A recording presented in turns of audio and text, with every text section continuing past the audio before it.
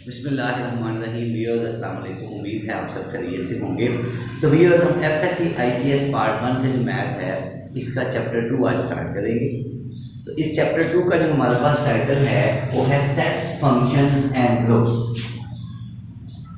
Sets functions and groups. तो viewers आज हम स्टार्ट करने जा रहे हैं सेट। तो सेट क्या होता है इसकी डेफिनेशन मैंने लिखी हुई है। A collection of well defined and distinct objects. हमारे पास डेफिनेशन क्या है, ऐसी कलेक्शन हमने लेनी है जो वेल डिफाइंड भी हो और डिस्टिंक्ट भी हो। अब वेल डिफाइंड का मतलब है एग्जिस्ट करनी चाहिए और डिस्टिंक्ट का मतलब डिफरेंट होनी चाहिए। तो अब सेट जो है इसका अलहदा से जो है वो एक मेरा लेक्चर जो है वो यूट्यूब पे अवेलेबल है। सेट व्हाट इज सेट उसके नाम से मेरे पास एक यूट्यूब पे मेरा एक लेक्चर पड़ा हुआ है, आप उसे डिटेल में देख सकते हैं। यहाँ हम सिर्फ डेफिनेशन कहेंगे कि collection of well defined and distinct objects. तो ऐसी कलेक्शन है, ऐसी चीज़ों को आपने इकट्ठा करना है जो वेल डिफाइंड होनी चाहिए और साथ डिस्टिंक्ट होनी चाहिए। ठीक, वो जो हम इकट्ठा करेंगे उनको, ठीक, उसको हम बोल देंगे एक सेट है। तो आम तौर पे ये जो हमारे पास जो हम चीज़ें डिस्टिंक्ट जो ऑब्जेक्ट्स हैं वो इकट्ठे करते हैं वो हम फ्लावर ब्रैकेट में हम उन्हें इकट्ठे करते हैं। तो फॉर एग्जांपल मेरे पास ये सेट है, इसमें मैं लिख देता हूँ 1 2 3। ये मैंने इसमें 3 कोई से नंबर लिख दिए। अब देखें ये वेल डिफाइंड है, ये 1 2 3 इनकी एग्जिस्टेंस है और डिस्टिंक्ट भी है, तो दिस इज अ सेट। अब इन्हें आपने इन फ्लावर ब्रैकेट्स में लिखना है। ठीक, इन फ्लावर ब्रैकेट्स में जब आप लिखेंगे तो फिर इसका नाम आपने रखा। अब मैं एक और सेट लिखता हूँ, लेट्स से मेरे पास सेट बी है, उसे मैं बोल देता हूँ ए बी सी। अब यहाँ से एक चीज़ आपने और देखनी है कि ये जो सेट के अंदर हमारे पास ये 1 2 3 ऑब्जेक्ट्स आए हैं ना, ये कहलाते हैं इस सेट के एलिमेंट्स। ठीक, और या इसके मेंबर्स भी कहलाते हैं और ये इसका जो है वो नाम रखा जाता है और नाम हमेशा इसका रखा जाता है कैपिटल लेटर से। ठीक, अच्छा, अब अगर इसके एलिमेंट्स जो हैं वो हमारे पास आ जाते हैं अल्फ़ाबेट्स, तो अल्फ़ाबेट्स हमेशा आप स्मॉल यूज़ करोगे, स्मॉल लेटर्स यूज़ करोगे और इनके नाम हमेशा कैपिटल लेटर से रखोगे। बीच में सेट में कोई भी आ सकता है, मेज़ कुर्सी, ठीक, आप मतलब घर की कोई भी चीज़ें आप ले सकते हो, कोई बाहर की चीज़ें ले सकते हो, कोई आप मतलब माहौल की चीज़ें ले सकते हो। ठीक, कोई भी वो डिस्टिंक्ट होनी चाहिए और वेल डिफाइंड होनी चाहिए। उनको आप जब मतलब ये फ्लावर ब्रैकेट्स में आप बंद कर दोगे तो फिर वो हमारे पास एक सेट बन जाएगा। फिर आपने अगर उसका नाम रखना है तो उसका नाम आप हमेशा कैपिटल लेटर से रखोगे। ठीक, अच्छा, अगर आपके पास अब ये जो वो चीज़ें आप रख रहे हो वो चीज़ें जो हैं वो उसके एलिमेंट्स कहलाएंगे या उसके मेंबर्स कहलाएंगे। अब मतलब 1 भी इसका मेंबर है, मतलब ये 2 भी इसका मेंबर है, 3 भी इसका मेंबर है या इसके एलिमेंट्स हैं। अब अगर मेंबर्स जो हैं वो अल्फ़ाबेट्स आना चाह रहे हैं तो वो अल्फ़ाबेट्स जो हैं वो डेफिनेटली क्या होंगे, वो हमारे पास स्मॉल लेटर्स होंगे। नाम हमेशा कैपिटल लेटर से रखते हैं। ठीक, तो आइए स्टूडेंट्स हम देखते हैं इन शॉर्ट कि सेट को हम जाहिर करने के लिए कौन कौन सा मेथड इस्तेमाल करते हैं। सो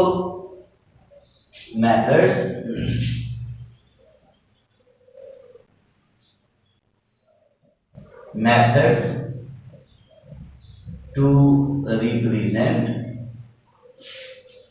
a set।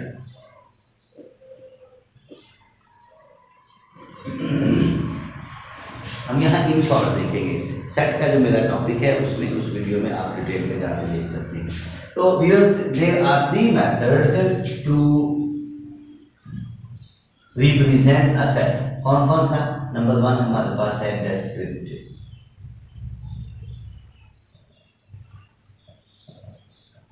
डेस्क्रिप्टिव मेथड ये क्या है? व्यूअर्स, जिस लैंग्वेज में आप पढ़ते हो, जो लैंग्वेज आपकी अपनी है, मतलब मेरी उर्दू लैंग्वेज है, ठीक, मैं उर्दू में उस सेट को बता दूंगा। मसलन ये देखिएगा ये सेट है, मैं कहूँगा 1 से 3 तक जो मेरे पास गिनती है उसका सेट। एक बंदा अंग्रेजी बोलता है, इंग्लिश बोलता है, तो वो इसे कहेगा a set consist of the elements from 1 to 3, the numbers from 1 to 3। ठीक, अच्छा, या ये कह सकता हूँ पहले 3 कुदरती आदाद का सेट। ठीक, वो कहेगा set of first 3 natural numbers. तो आप अपनी जो किसी की जुबान है वो अपनी जुबान पे बता दे, बयान कर दे, वजाहत उसकी कर दे, तो दैट इज डिस्क्रिप्टिव मेथड। ठीक, इसे उर्दू में कहा जाता है तरीका बयानिया, बयान कर देते हैं, अपनी जुबान में आप बता देते हैं। ठीक, दूसरा हमारे पास होता है टेबुलर मेथड। टेबुलर मेथड ये होता है कि आप उन एलिमेंट्स को सेट के अंदर लिख देते हो, जैसे ये टेबुलर मेथड है। ठीक, यानी आप उन एलिमेंट्स को ब्रैकेट्स के अंदर लिख के रख देते हो, दैट इज टेबुलर मेथड। और तीसरा जो हमारे पास होता है वो थोड़ा सा होता तो समझने में थोड़ा सा मुश्किल लगता है, बट वो सबसे ज़्यादा अथेंटिक होता है। ठीक, वो मैं बताऊंगा क्यों। देखिए, वो है सेट बिल्डर नोटेशन।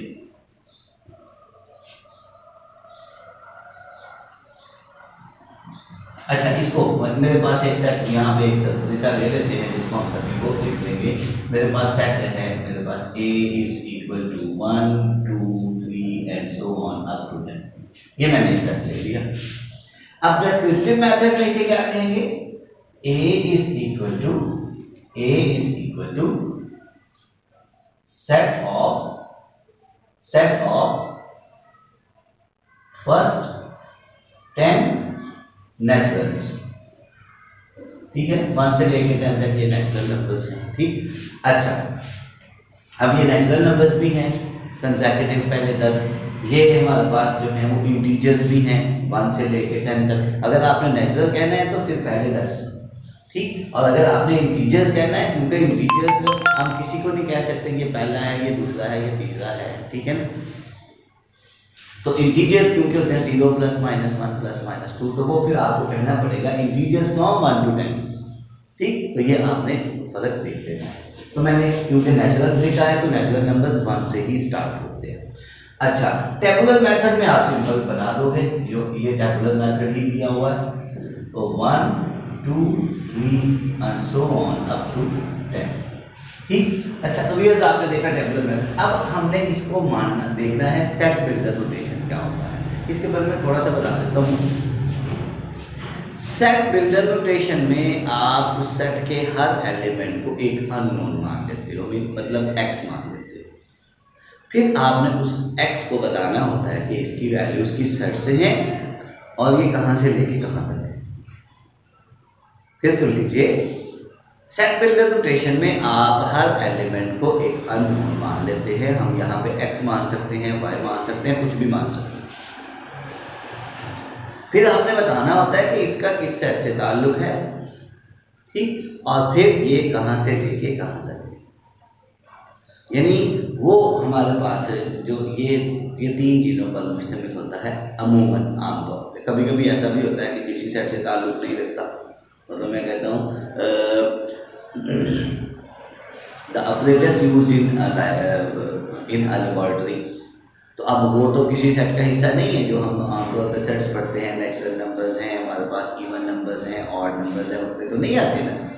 तो इस वजह से फिर हमें ये नहीं, हमें फिर वो मतलब जो चीज़ें हैं वो हमें सिर्फ मेंशन करना पड़ेगा।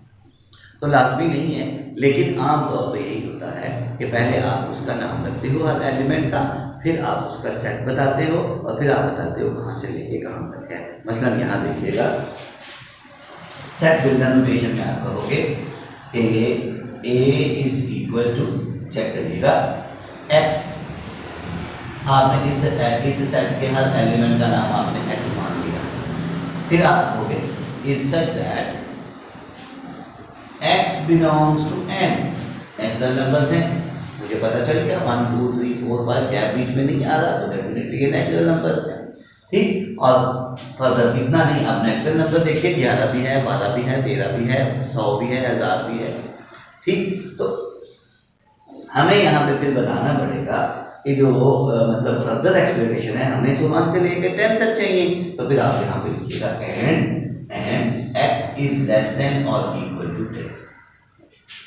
x जो है वो 10 से छोटा है या उसके इक्वल है। ठीक, तो अब देखें अगर आप यहाँ पे लेस देन 11 लिख देते तब भी ठीक था। अब इसी को देखिएगा, मैं यूं लिख सकता हूँ, ध्यान से देखिएगा, x is such that x belongs to z integers. अब इंटीजर्स देखिएगा 0 प्लस माइनस 1 यानी 1 इधर माइनस 1 इधर 2 इधर माइनस 2 इधर एंड सो ऑन वो भी है। बट उसके लिए फिर मुझे एक्सप्लेन करना पड़ेगा and x is less than or equal to 10 but greater than or equal to 1। अब देखिए क्यों, क्योंकि नेचुरल नंबर जब मैंने कहा तो 10 के इक्वल और इससे छोटे वाले जो हैं वो हमारे पास हैं 9 8 7 6 5 4 3 2 1 से पीछे तो नेचुरल है ही नहीं। तो इसलिए मैंने कहा कि 10 से छोटे चाहिए और 10 भी चाहिए। जब मैंने इंटीजर्स कहा तो फिर देखिए इंटीजर्स तो 1 से पीछे भी है, 0 भी इंटीजर है माइनस 1 भी इंटीजर है, तो फिर हमें 2 रिस्ट्रिक्शंस लगाना पड़ेगा। तो ये आप पे डिपेंड करता है आप किसको चूज करते हो। ये भी ठीक है, इसका मीनिंग भी और इसका मीनिंग भी सेम। तो अब बात करने की यहाँ पे ये है कि इनमें से सबसे इफेक्टिव मेथड कौन सा है। ठीक, सोचिए जरा, देखिए ये हमारे पास डिस्क्रिप्टिव बता देना, ठीक, ये टेबुलर मेथड, ठीक है ना। अब देखिए ये डिस्क्रिप्टिव मेथड है, मेरी जुबान उर्दू है, हो सकता है किसी की अरबी जुबान हो उसे ना समझ आता हो जो मैंने लिखा हुआ है। ठीक, एक बंदे की जुबान जो है वो सराइकी है, उसको हो सकता है ना समझ आता हो कि मैं क्या बोल रहा हूँ। फिर हमारे पास एक ऐसा स्टैंडर्ड मेथड होना चाहिए जो सभी के लिए जैसा हो। ठीक, अब टेबुलर मेथड ये इसका मतलब ये इतना अच्छा नहीं है, ये डिस्क्रिप्टिव मेथड ये इतना आला नहीं है। फिर टेबुलर मेथड, तो टेबुलर मेथड जो है इसमें कुछ ऐसे सेट्स, बल्कि अक्सर सेट्स ऐसे आ जाते हैं जिसमें एक नंबर का पता है उससे अगले नंबर का नहीं पता। मसलन मैं मिसाल देता हूँ, मैं कहता हूँ 1 से लेके 4 तक तमाम रियल नंबर्स आपने लिखने, 1 से लेके 4 तक आपने तमाम रियल नंबर्स लिखने। अब रियल नंबर्स जो हैं ये एक नंबर रियल नंबर का आपको पता चल जाता है, उससे अगले रियल नंबर का आपको पता ही नहीं, उससे पिछले रियल नंबर का आपको पता ही नहीं। सही है। इन फैक्ट हमने ये मैंने सेंटेंस एक अपने लेक्चर में यूज़ किया हुआ है, इसी बुक का जो मेरा पहले चैप्टर का लेक्चर है उसमें आप देखिएगा। वो सेंटेंस था कि there are infinite real numbers in between 2 closest real numbers. 2 closest real numbers के दरमियान इनफाइनाइट रियल नंबर्स। तो इस वजह से एक रियल नंबर का पता चल जाए तो उससे अगला रियल नंबर हम नहीं बता सकते या कोई भी नहीं बता सकते। इस वजह से ये जो टेबुलर मेथड है ये यहाँ पे फ्लॉप हो जाता है। ये इनके लिए बहुत अच्छा है, नेचुरल हो गए, इवन हो गए, ऑड हो गए, जिसमें यानी वो तमाम सेट्स जिनमें एक नंबर का पता चल जाए उससे अगले नंबर का पता है, उससे पिछले नंबर का पता है, ये उनके लिए बेहतरीन है। बट ये इसमें भी फिर मतलब इसमें भी थोड़ा इशू आ गया, इसमें भी तो ढेर सारा इशू आ गया, तो फिर बेस्ट इज दैट। तो set builder notation is the best method जिसमें आप किसी भी सेट को एक्सप्लेन कर सकते हो।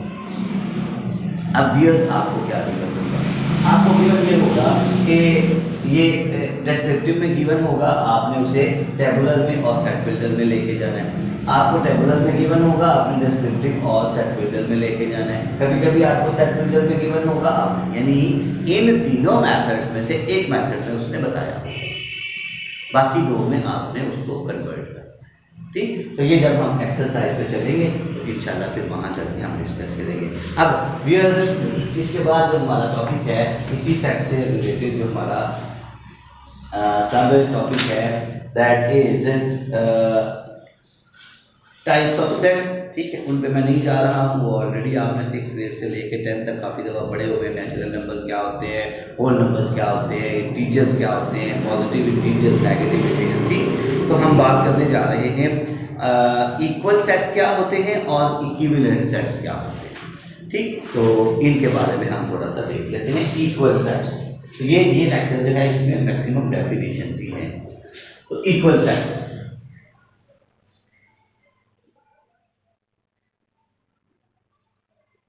अच्छा समझ आएगा अगर हम साथ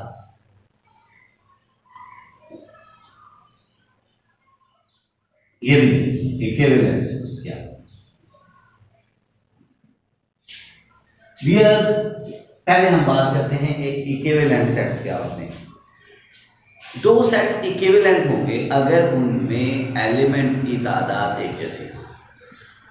मैं एग्जांपल देता हूँ, एक सेट है उसमें एलिमेंट्स हैं अल्फा बीटा है, और दूसरा एक सेट है उसमें एलिमेंट्स हैं 1 2 3, उसमें 3 एलिमेंट्स है, उसमें 3 एलिमेंट्स हैं। तो ये दोनों सेट्स जो हैं ये इक्विवेलेंट हैं। और मिसाल लीजिए, एक स्कूल में जो सेट ए है या जो क्लास ए है उसमें 50 स्टूडेंट्स हैं, जो क्लास बी है उसमें भी 50 स्टूडेंट्स हैं। अब उस ए क्लास वाले बी में नहीं जाएंगे और बी वाले ए में नहीं गिने जाएंगे। इस वजह से क्योंकि दोनों की तादाद अब सेम है, इन्हें हम कहेंगे इक्विवेलेंट सेट्स। आई थिंक आप बात फॉलो कर रहे हैं। तो दो सेट्स को इक्विवेलेंट मानने के लिए उनमें सिर्फ तादाद का एक होना जरूरी है बस।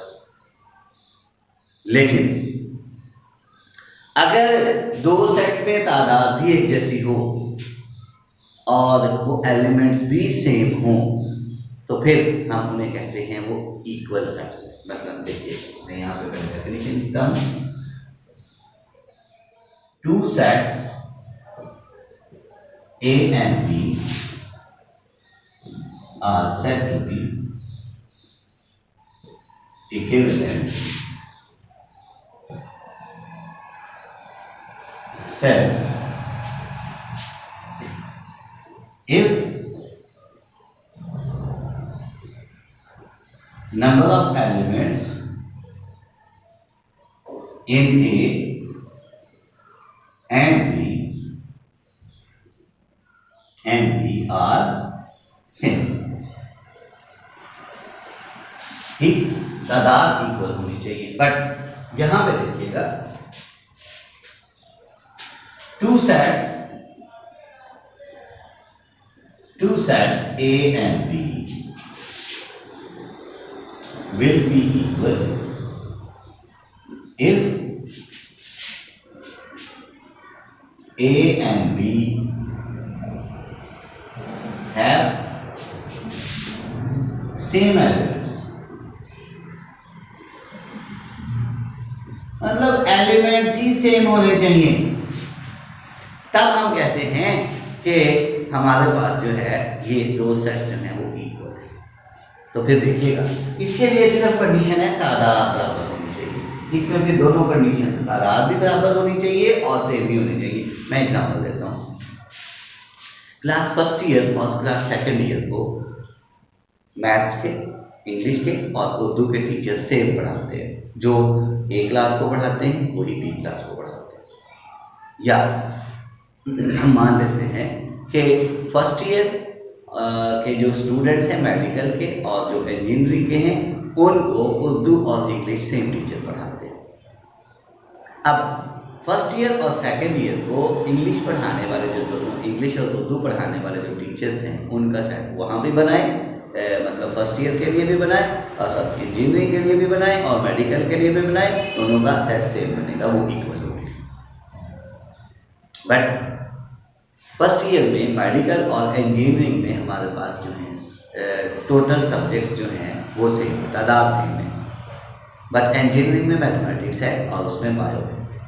अगर इन दोनों जो हमारे पास सब्जेक्ट्स आते हैं, ठीक, अगर उनके सेट्स बनाए जाएँ तादाद सेम आएगी, ये इक्विवेलेंट होंगे। और अगर टीचर्स उन दोनों को सेम पढ़ाते हैं तो टीचर्स का अगर सेट बनाओगे तो वो इक्वल भी होंगे। अब हर दो इक्वल सेट्स लाजमी तौर पे इक्विवेलेंट होंगे, क्यों? तादाद तो बराबर होगी, सेम है। लेकिन हर दो इक्विवेलेंट सेट्स जो हैं वो इक्वल नहीं भी होते। तो ये आमतौर पे MCQ में पूछ लेता है कि हर दो इक्वल सेट्स लाजमी तौर पे इक्विवेलेंट होंगे, लेकिन हर दो इक्विवेलेंट सेट्स के लिए इक्वल नहीं है कि वो इक्विवेलेंट है। ठीक, मसलन यहाँ मेरे पास एक सेट ए है, लेट्स से 2 4 and 6, और सेट बी मेरे पास है कि x is such that x belongs to E and x is less than or equal to 6 but greater than or equal to। अब देखें कि ये हमारे पास इवन नंबर्स हैं 2 से लेके 6 तक, और ये x is such that x belongs to E and x is in between 2 and 6 including 2 and 6। इसका मतलब ये और ये सेम है, तो फिर a और b की सूरत में हमारे पास क्या है, ये इक्वल है, a must be equal to b। सही, तो इस तरह से आपको वो पूछ सकता है कि कौन सी। अब यहाँ मान लेते हैं कि सेट a मेरे पास जो है वो 1 3 और 5 है, और सेट b जो मेरे पास है वो है 2 4 and 6। ये हमारे पास 1 से लेके 5 तक ऑड्स हैं, ये 2 से लेके 6 तक इवन है, इनमें भी 3 है, ये भी 3 है, लिहाजा ये क्या होंगे, इक्विवेलेंट।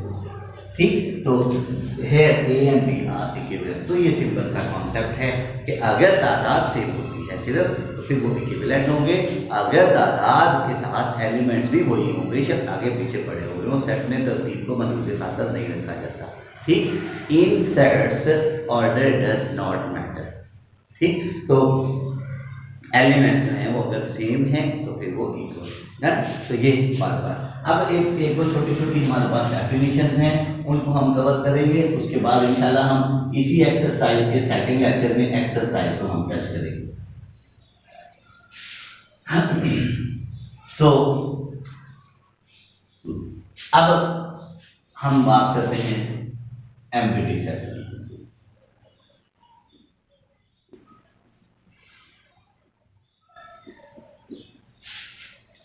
एम्प्टी सेट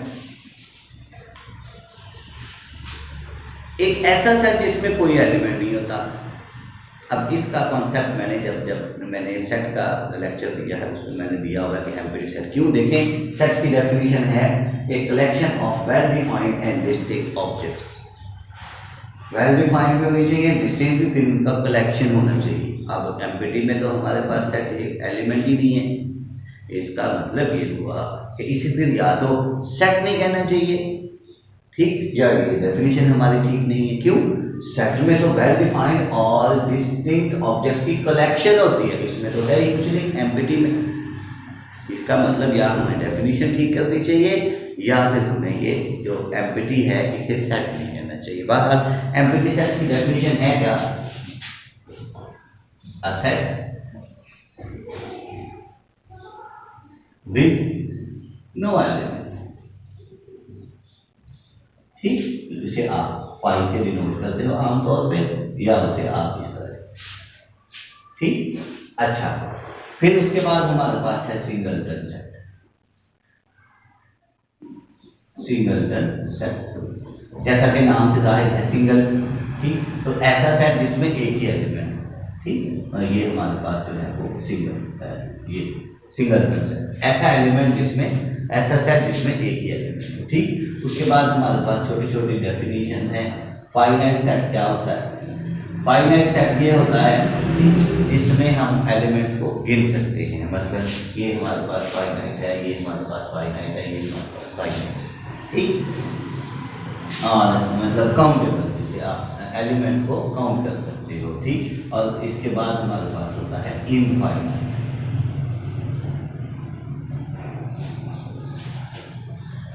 अच्छा, जिसमें a set in which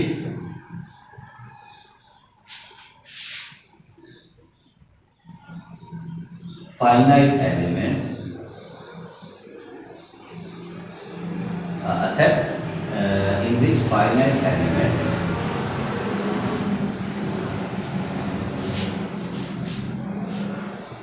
exist। ठीक है, और इनफाइनाइट क्या होता है? इनफाइनाइट वो होता है जिसमें आप एलिमेंट्स को काउंट नहीं कर सकते हो, उनको नहीं गिन सकते। मतलब लिखते हो सेट ऑफ नेचुरल नंबर्स। अब नेचुरल नंबर्स तो हम जहाँ तक गिनते जाएं आगे फिर हमें एक गिनने आगे फिर गिनने वो कभी ख़त्म नहीं होंगे, तो वो हमारे पास इनफाइनाइट है। तो अगर हम कहेंगे नेचुरल नंबर फ्रॉम 1 to 1000 तो वो फाइनाइट हैं, उन्हें हम देख सकते हैं, गिन सकते हैं कितने हैं। तो ठीक, तो ये व्यूअर्स हमारी आज की मतलब इन शॉर्ट हमने डेफिनेशंस को देखा। तो इंशाल्लाह हम सेकंड लेक्चर में देखेंगे तो डेफिनेशंस बाकी रह गई हैं, और जो एक्सरसाइज हमारे पास है 2.1 उसको हम इंशाल्लाह स्टार्ट करेंगे। ठीक है, खुश रहें, दुआओं में याद रखिएगा। अल्लाह हाफिज़।